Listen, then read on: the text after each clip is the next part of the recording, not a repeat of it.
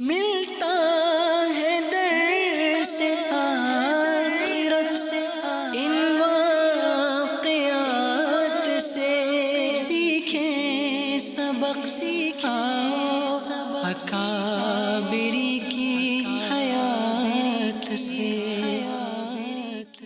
ہر روز میں قرآن پڑھوں کاش خدایا، اللہ تلاوت میں میرے دل کو لگا دے۔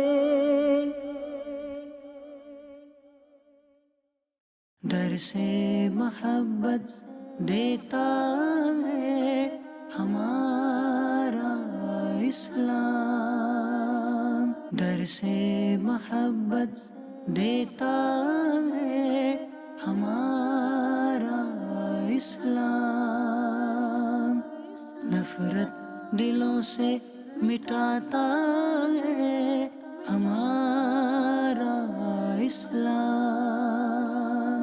اسماعیل بھائی ابھی تک علی بھائی نہیں آئے؟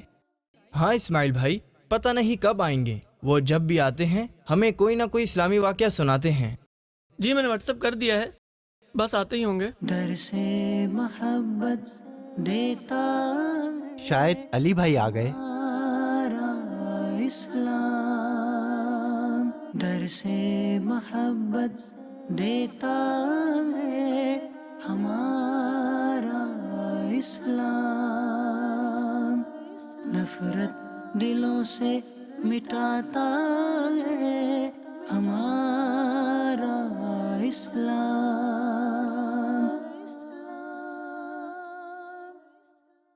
آج آپ ہمیں پروگرام میں کون سا واقعہ سنائیں گے؟ جی میں انشاءاللہ آپ کو اس قوم کا واقعہ بتاؤں گا جن میں سے 12,000 لوگ بندر بن گئے۔ 12,000 لوگ بندر بن گئے؟ جی شروع کریں۔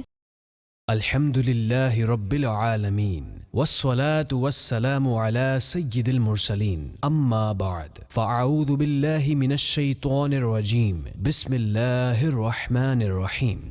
الصلاة والسلام علیک یا رسول اللہ وعلی آلک واصحابک یا حبیب اللہ، الصلاة والسلام علیک یا نبی اللہ وعلی آلک واصحابک یا نور اللہ۔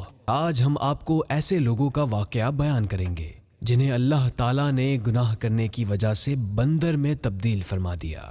حضرت داؤد علیہ السلام کی قوم کے 70,000 آدمی ایک گاؤں میں رہتے تھے اور بڑی خوشحالی کی زندگی بسر کرتے تھے۔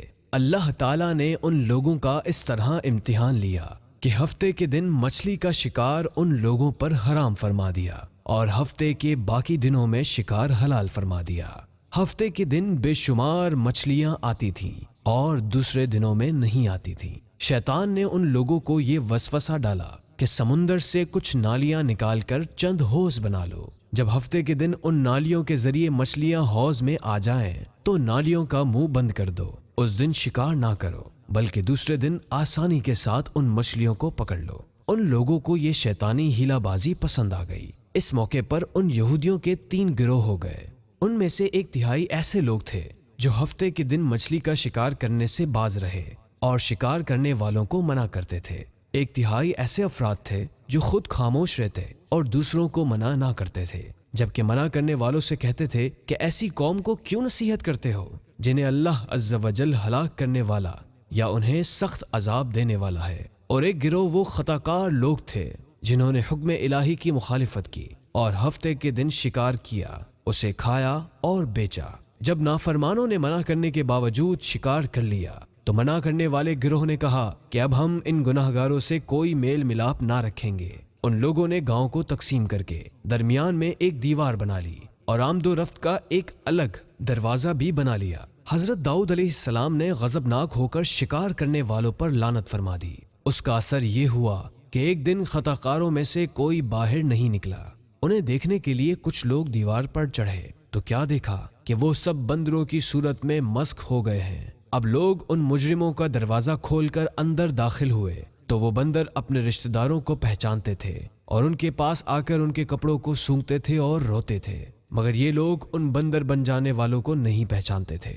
ان بندر بن جانے والوں کی تعداد 12,000 تھی۔ یہ سب 3 دن تک زندہ رہے اور اس درمیان میں کچھ بھی کھا پی نہ سکے، بلکہ یوں ہی بھوکے پیاسے سب کے سب ہلاک ہو گئے۔ شکار سے منع کرنے والا گروہ ہلاکت سے سلامت رہا۔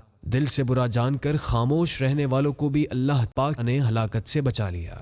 ہاں، یہ یاد رہے کہ موجودہ بندر اس قوم کی اولاد میں سے نہیں، کیونکہ وہ تو ساری قوم فنا کر دی گئی۔ پیارے اسلامی بھائیوں، معلوم ہوا کہ شیطانی ہیلا بازیوں میں پڑھ کر اللہ پاک کے احکام کی نافرمانیوں کا انجام بہت برا اور انتہائی خطرناک ہوتا ہے۔ جب بندہ اللہ پاک کی نافرمانی کا کوئی عمل کرتا ہے تو اس شخص کی تعریف کرنے والے لوگ اس کی مذمت کرنے لگتے ہیں۔